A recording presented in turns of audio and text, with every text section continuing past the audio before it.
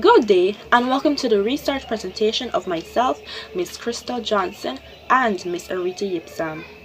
We'll be looking at common factors influencing deviance in youth and approaches to address this issue. What is deviance? According to the Cambridge Dictionary, deviance can be used as both a noun and adjective.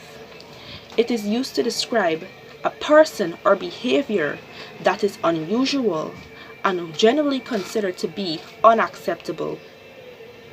Now, before we move on, it is relevant to discuss that deviance is subject to relativity.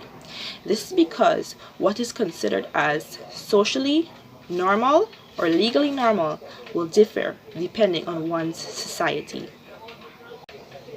Deviant behavior can include, but is not limited to, the following, such as drug use, excessive alcohol consumption, truancy, promiscuity, stealing, other violent offenses such as rape, and even murder. Categories of deviance.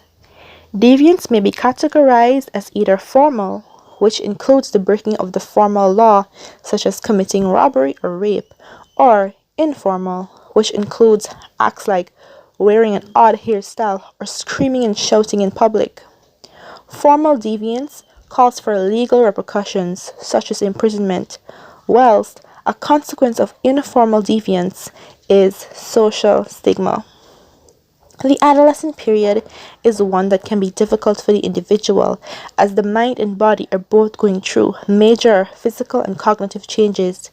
Deviant behavior can be influenced by various things, such as lived experiences, mental health disorders, cognitive distortions, poor role models, and the lack of religious or moral education. The social control theory by Hershey 1969 posits that it is the failure to develop certain bonds within society that contributes to deviancy.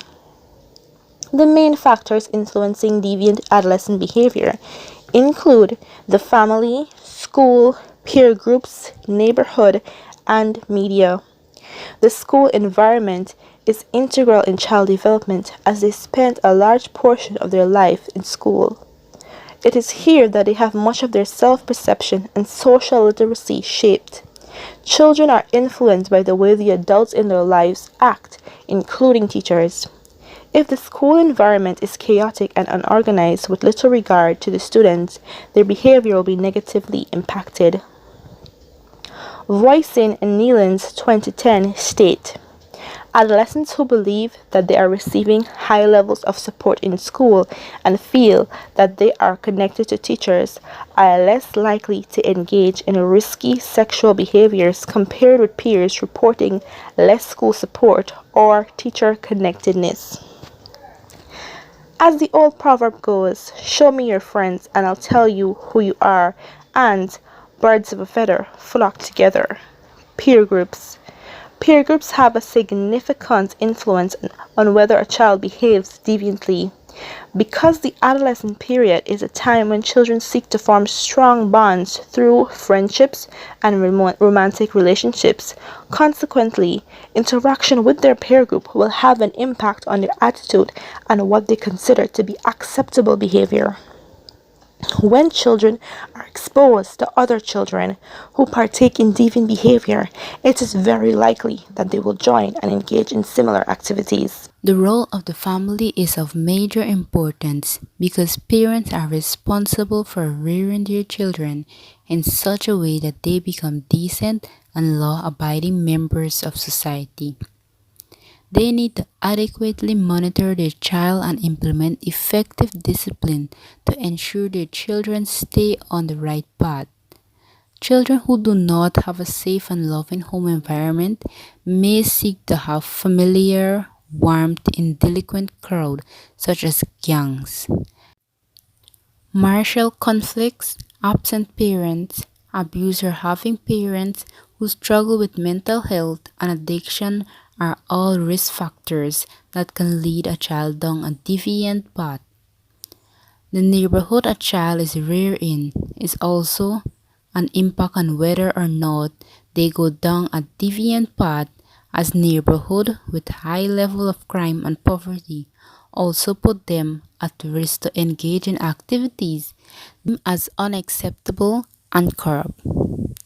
The media has a significant influence on what is acceptable in society.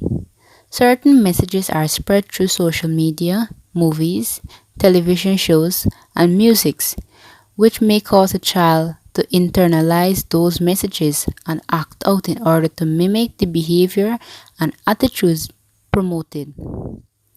The technological era has introduced cyber deviance. Children now engage in inappropriate behavior such as cyberbullying, cybersex, and scamming. There are many cases of children who committed suicide because of cyberbullying, therefore, the influence. How can we help to reform deviant youth or prevent deviance in youth? It is a community effort.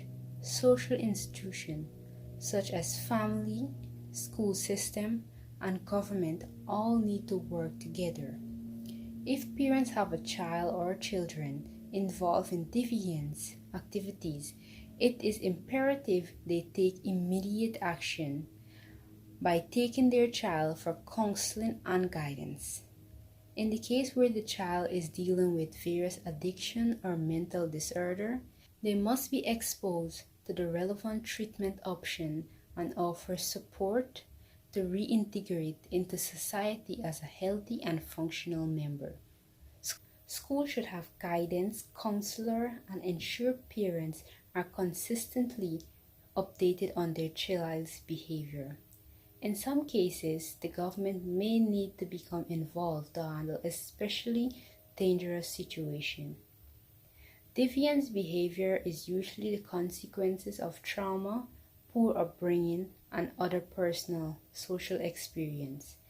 It can be prevented, and deviant youth can be rehabilitated and reintegrated into society. Now that brings you to the end of my presentation. Thank you for watching.